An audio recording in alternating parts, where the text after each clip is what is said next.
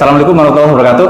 Pemirsa sekalian yang berbahagia, pada kesempatan ini saya bertemu dengan seorang yang insya Allah sangat sehat karena dia adalah olahragawan, dia juga seorang dosen, Pak Mujiono. Selamat pagi Pak Mujiono. Selamat pagi Pak. Iya, Pak Mujiono, apa aktivitas olahraga Pak Muji ini?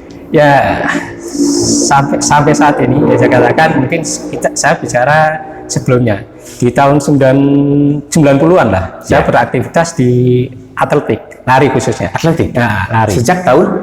Dari tahun 95 sampai 98-an. Oh, udah lama ya? Sudah lama. Cuma vakum lama karena bisa katakan praktis euforia lari itu terhenti banyak di tahun 99-an sampai di tahun 2000-an. Itu 2000-an lah. Tapi tetap olahraga. Tetap olahraga. Tapi bukan lari saat ini. Bukan lari. Intensitasnya olahraganya masih saya katakan ada sepak bola, ada futsal, ada itu lagi. Yang jelas sehat gitu. Sehat gitu aja. Tapi kemudian di tahun 2019 euforia lari itu naik. Kemudian saya mulai masuk di tahun 2019. 2019 kemudian itu langsung ikut event lari 10K. Baik. Padahal itu prepare saya belum begitu. Iya. Itu langsung mengikuti. Kemudian dari tahun 2019 sampai sekarang, alhamdulillah saya masih diberikan kesehatan untuk berolahraga di dunia lari. Atletik ya? Atletik. Jogging atau maraton atau apa bentuknya kalau olahraga hariannya itu? Kalau harian saya sih bisa katakan itu harus terpola gitu ya. Jadi ada target, misalkan saya lari untuk target race maraton 42 kilo. Jadi pola saya harus ditata. Kemudian ada target misalkan 21 kilo atau half maraton. Ya itu harus tertata. Jadi kadang momen-momen yang harus kita perlukan dalam proses menuju target mengikuti race lari misalkan maraton itu harus tertata minimal paling tidak kan 3 bulan, paling panjang 6 bulan, paling preparenya harus disiapkan. Tidak tiba-tiba ya? Tidak tiba-tiba. Kalau tiba-tiba nanti kita bisa katakan lari kita keser-keser itu. Malah kita bisa masuk DNF atau diskualifikasi. Akhirnya kita diangkut naik truk atau diangkut. Karena nggak bisa melanjutkan perjalanan. Karena dalam event lari itu ada cut off time, batas waktu. Betul. Kalau kita sampai melebihi batas waktu tersebut, maka kita tidak bisa kemudian dikatakan finisher di event tersebut. Baik, itu ada batas waktu. Ada batas waktu. Ya, itu yang harus terpenuhi. Pak Muji, sebelum ke atlet olahraga sebagai atlet ya, ini COVID-19 kan salah satu hal yang bisa dikampanyekan itu kan meningkatkan imunitas tubuh. Betul. Dan salah satu cara untuk meningkatkan imunitas tubuh adalah dengan cara berolahraga. Betul. Saya ingin tahu Pak, ini olahraga seperti apa, kemudian usia berapa itu cocoknya apa, dan berapa kali dalam seminggu sehingga imun kita ini bisa terbangun. Dan kalau lebih dari itu mungkin bisa menjadi atlet ya Pak. Ya, bisa diceritakan Pak untuk meningkatkan imunitas tubuh itu Pak. Jadi memang ketika kita coba kondisi pandemi kayak gini, jadi kondisi pandemi kemudian masuk di bulan Maret lah di Indonesia, kemudian hampir semua event lari, semua olahraga itu terhenti, saya katakan semacam itu. Kemudian kita bicara, pemerintah juga sering menyampaikan 3M. Jadi cuci tangan, jaga jarak, kemudian pakai masker. Tapi kadang-kala kampanye terkait dengan bagaimana meningkatkan imunitas itu seringkali tidak dikampanyekan. Akhirnya ketika kemudian kita bicara bagaimana meningkatkan imunitas, kita lihat memang satu sisi faktor usia juga harus diperhatikan. Jangan kemudian kita asal misalkan usia sudah di atas 40 nih, olahraganya futsal, sepak bola. Ya banyak kan kejadian yang baru-baru itu ya. Kemarin legenda sepak bola Indonesia habis main sepak bola, Ricky Yakobi ya. Itu apa olahraga terakhirnya itu? Sepak bola. Sepak bola habis main sepak bola, kemudian dia merayakan selebrasi golnya, akhirnya dia jatuh, jantungnya kemudian akhirnya dia merasa masih masih pada saat muda dulu ya, masih muda, kemudian masih merasa kuat lah. Mungkin karena secara pribadi mungkin kan kuat dan lain sebagainya, euforia kumpul dengan teman-teman itu memberikan semangat. Tapi mungkin kan karena faktor usia tidak dihindarkan. Jadi itu kemudian faktor usia. Usia kita juga lihat antara 40 ke atas itu olahraganya apa. Kemudian lihat juga berat badan. Karena kan berat badan kita kok melebihi usia yang ada, olahraga yang cocok untuk kita apa? Jangan kemudian kita paksakan nanti futsal. Ternyata berat badan kita over daripada usia kita. Akhirnya kita akan kepuntal-puntal, bisa katakan akan ketinggal yang lain. Jadi kemudian satu sisi kan dari berat badan ini kemudian usia, kita lihat olahraga yang cocok kita itu apa sih? Nah, seperti kita misalkan kita kan 40 tahun ke atas itu olahraga yang cocok yang bukan atlet apa Pak? Ya, kalau saya lihat ini malah olahraga yang rekreasi, bersifat rekreasi. Yang menyenangkan ya? Yang menyenangkan, jangan kita membuat susah di diri kita sendiri. Kalau membuat susah gitu ya, waduh, hindari itu. Jadi misalnya rekreatif kayak yang marak kayak gini, bersepeda. Ya, karena kan bersepeda itu kan apa ya? Gerakan yang kemudian tidak terlalu membebani tubuh kita. Tapi itu juga harus diingat, banyak orang bersepeda juga serangan jantung gitu kan. Karena dipaksakan kan, dia merasa kuat dan lain sebagainya, itu juga sering terjadi kayak gitu. Kemudian olahraga berlari. Kalau di usia misal berlari, kemudian di usia kita yang sudah misalkan 40 ke atas, jangan dipaksakan kita lari dengan intensitas tinggi. Jalan aja dulu. Dulu. Kalau kita mampunya misalkan hari ini lari 1 putaran, ya 1 putaran aja. Jangan dipaksakan kemudian kita harus lari 5 putaran, 10 putaran.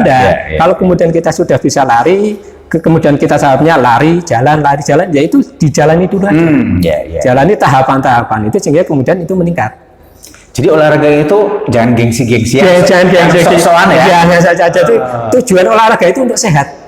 Meningkatkan imunitas, bukan tujuan untuk gengsi-gengsian. Jangan pengen dibilang, larinya bisa 10 km gitu ya. Betul. Nggak penting ya? Nggak penting, karena satu sisi kan kadang kan masyarakat lihatnya gini, saya biar kelihatan luar biasa, larinya sekian-sekian, tapi tidak melihat faktor usia, tidak melihat kemudian kemampuan diri masing-masing. Itu yang sering terjadi, sehingga yang terjadi kan itu justru malah menurunkan imunitas. Karena kemudian ketika kita berolahraga tiap hari, apakah baik atau tidak? Kalau secara individu kemudian berolahraga tiap hari itu baik, tapi lihat intensitas dan kemampuan diri. Atlet sekelas atlet nasional aja dalam 1 minggu dia istirahat 1 hari. Harus istirahat karena dia untuk metabolisme tubuhnya biar kembali pada posisi yang normal. Kemudian dalam 5 hari pun dia berolahraga, ada yang hanya olahraga setengah hari aja, atau di pagi harinya, sorenya tidak berolahraga. Itu yang pola yang ada, tapi masyarakat lihatnya kan gini. Saya biar kelihatan sehat olahraga tiap hari.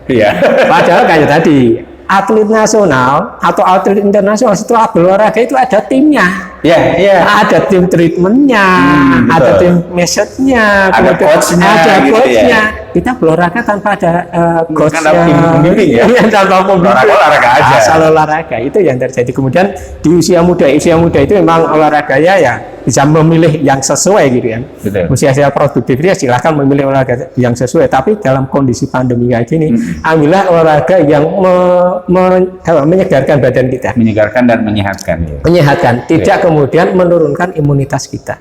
Itu yang terpenting, karena kalau jenis olahraganya apa saja dan berapa lama Pak? Kalau kemudian kita bicara frekuensi olahraga, frekuensi olahraga untuk menjaga kebugaran itu antara 30 sampai 1 jam. Maksimal ya? Itu maksimal, karena dalam sehari? Dalam 1 hari, karena dalam tubuh kita itu kan ada glikogen, ada lemak, ada itu yang memungkinkan harus ada proses pembakaran juga. Jadi kita waktu frekuensi kita latihan itu harus kita jaga juga, jangan kita paksakan. Ya kita mampu, manusia itu punya kemampuan, tapi satu sisi lihat juga jangan dipaksakan. Kalau over malah jadi berisiko pada diri kita sendiri. Ini Pak, secara teoritis kalau kita misalkan olahraga rutin kemudian terbentuk imun, itu bisa diceritakan nggak Pak? Gimana caranya terbentuk imun itu? Berarti kan kekebalan kita kan semakin tinggi ya? Itu setelah berapa lama kemudian akhirnya muncul imunitas yang tinggi itu Pak? Jadi gini, secara tadi ketika kita kemudian ingin berolahraga meningkatkan imun, yang terpenting satu hal, yaitu konsistensi berolahraga. Jadi kadang-kala kan kita tidak bisa menjaga konsistensi berolahraga. Ketika kemudian hari ini dalam satu minggu kita hanya berolahraga 1 hari, kemudian minggu depan kita berolahraga 2 hari, 2 kali, besok lagi itu terjadi, itu sehingga tidak ada konsistensi ketika kita berolahraga. Imunitas itu tercipta dengan sendirinya secara tidak langsung, karena itu akan metabolisme tubuh kita akan menciptakan itu. Ketika kita rutin, kemudian nutrisi kita masuk bagus, kemudian antara yang dikeluarkan sama yang masuk itu ada keseimbangan, insya Allah itu nutrisi akan terbentuk. Tapi apabila kemudian energi yang dikeluarkan lebih banyak daripada nutrisi yang dimasukkan, yang terjadi imunitasnya akan turun. Sama seperti ya kemudian kita berolahraga tiap hari nih. Olahraga tiap hari itu bukan berarti malah meningkatkan imunitas, tapi kadang justru menurunkan imunitas. Karena makanya kan berarti atlet nasional dia berolahraga terpola, tersusun. Kemudian ketika dia pada waktu tertentu dia harus istirahat, kemudian dia itu adalah supaya pada saat perform dia posisi peak performnya yang terbaik. Itu yang ada frekuensinya bagaimana, kemudian nutrisinya bagaimana, kemudian waktu istirahatnya juga bagaimana. Kalau istirahat minimal berapa jam, Pak? Sebenarnya kalau kita disarankan istirahat antara 7 sampai 8 jam. Jadi kadang-kala kita seringnya begadang ya. Jam 1 baru tidur. Jam 5 baru bangun kadang-kadang. Kesiangan gitu kan. Jam 5 bangun kalau yang menjalankan ibadah, setelah itu kadang tidur lagi. Itu nggak baik? Nggak baik gitu. Nah, itu malah bisa katakan apa ya? Menurunkan imun kita juga. Kalau tidur dan malah lebih baiknya habis sholat subuh misalkan, kita melakukan aktivitas olahraga aja. Setengah jam aja lah, setengah jam nggak usah. Kalau mau lari kecil aja lah, nggak usah kemudian lari yang masyarakat ini ya, lari kecil aja, jangan kemudian kita dipaksakan lari cepat karena kaki kita belum juga siap. Ketika kita, karena istirahat itu kan menidurkan semua otot-otot yang ada di kita, ini yang perlu disiapkan itu. Pak, kalau dalam kondisi seperti ini kan untuk olahraga outdoor kan masih agak riskan ya. Nah, ini olahraga yang cocok di indoor ini apa, Pak?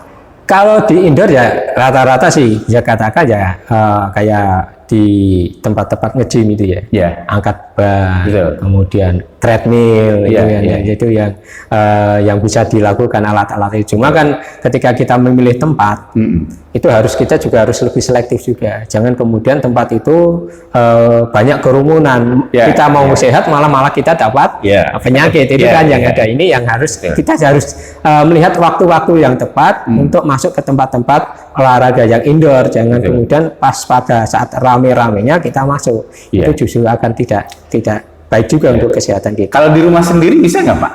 Kalau di rumah sendiri kita bisa lakukan. Jadi olahraga kayak push up, set up, gitu kan. Itu olahraga yang bisa katakan jam itu kan tidak membutuhkan alat gitu. Olahraga mandiri, dia kan hanya itu yang bisa dia kemudian kalau di depan halaman rumah misalkan hanya lari kecil aja, bolak-balik aja gitu kan, untuk meningkatkan itu. Kemudian squat jam dan lain sebagainya, itu kalau olahraga yang kemudian secara tidak langsung kalau itu rutin dan konsisten dilakukan, insya Allah itu bisa meningkatkan imunitas. Baik. Berarti yang penting sih konsisten gitu ya. Jangan dipaksakan. Kalau capek istirahat dulu. Jadi satu sisi kan gini, Pak Asep. Ketika kita berolahraga tujuannya kita adalah sehat. Bukan tujuan mencari penyakit ya. Kan gitu. Tadi itu. Dan bonusnya apa? Bonusnya ketika kita olahraga rutin, badan kita sehat. Kemudian imunitas meningkat. Kemudian bisa jadi berat badan kita turun. Kan kemudian jangan buru-buru berat badan ya. Karena satu hal yang sering saya lihat Pak Asep, jadi di outdoor tempat olahraga ada orang berolahraga dia pakai jas hujan. Dia pakai jaket tebal. Apa tujuannya itu, Pak? Kadang pemahaman mereka itu bisa menurunkan berat badan secara instan. Itu yang karena panas dan keringat keluar, padahal itu malah tidak sehat. Karena satu sisi dehidrasi tubuh kita tidak kelihatan. Betul. Detak jantung kita tidak terlalu bisa katakan tidak teratur dan sistem tubuh kita itu terproteksi oleh media-media tersebut. Itu justru metabolisme sehingga itu malah justru menambah kita tidak sehat. Dan itu malah berisiko bagi teman-teman kemudian memakai alat-alat semacam itu. Itu bukan cara instan lah. Kalau mau cara instan ya terpola. Ya, ya. Terpola. Kemudian olahraga jangan kemudian saya mau meluruskan berat badan saya. 1 bulan. 1 bulan. Lurus aja. Kuruskan berat badan itu bonus. Iya. Olahraga jangan dijadikan itu tujuan saya. Tujuan saya berolahraga adalah sehat. Bonusnya adalah badan saya tambah langsing, tambah proporsi lah gitu ya. Sesuai proporsi yang diinginkan. Itu yang ada. Kalau saya nyarankan malah udah olahraga ringan aja 30 sampai 1 jam. Ya awal 30 menit aja. Kalau udah kuat baru tingkatkan 45. Kalau sudah kuat lagi tingkatkan 60. Jangan kemudian hari ini 30, besok 45, besok jangan kayak gitu. Dalam terpola satu minggu misalkan 30 dulu lah, atau kemudian minggu berikutnya tingkatkan lagi, jangan gitu. Pak Puji, olahraga kan tidak dalam tanda petik tidak disukai banyak orang. Iya betul. Pengen sehat tapi nggak pernah olahraga. Atau kalau bisa, kamu olahraga, saatnya buat saya gitu ya. Ini kan impossible ya. Iya, impossible. Kalau Pak Muji ini yang menjadikan tetap konsisten dalam olahraga ini, motivasinya apa, Pak? Saya motivasinya ya, Pak, menjaga kebugaran diri kita sendiri. Satu sisi ya tubuh kita itu kan setiap saat bisa terserang penyakit. Dimanapun apapun olahragawan sekelas Cristiano Ronaldo aja kena COVID ya. Valentino Rossi yang itu aja kena COVID ya. Dia yang konsisten berolahraga, kemudian imunitasnya juga bagus. Siapa sih yang tidak tahu misalnya Cristiano Ronaldo yang setiap hari dia melakukan set up 100 kali, kemudian sampai mungkin lebih dari 100 kali, dia larinya gimana dan lain sebagainya. Tapi dia kena itu. Jadi waktu saya ya menjaga kesehatan aja.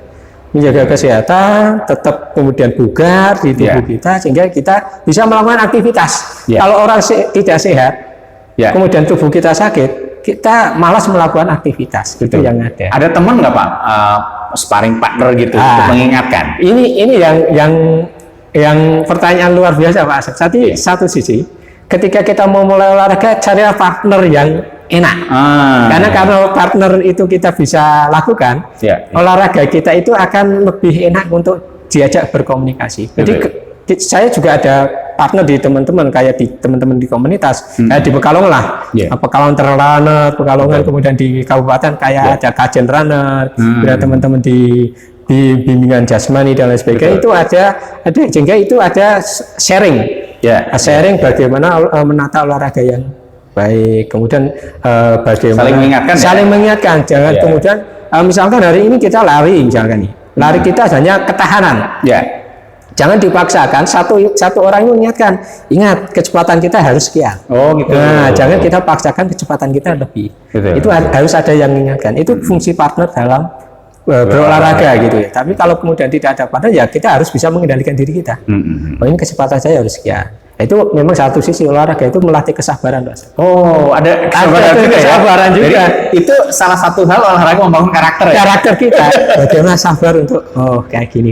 Kan menjaga kecepatan itu melatih kesabaran kita. Iya. Jadi ini jangan buru-buru, cepet banget tetapi ternyata cepet berhenti. Berhenti. Ini kan sering terjadi. Makanya tadi kan, jangan cepet ingin kurus. Ya ini harus kesabaran. Bukan kemudian sifat instan itu yang betul.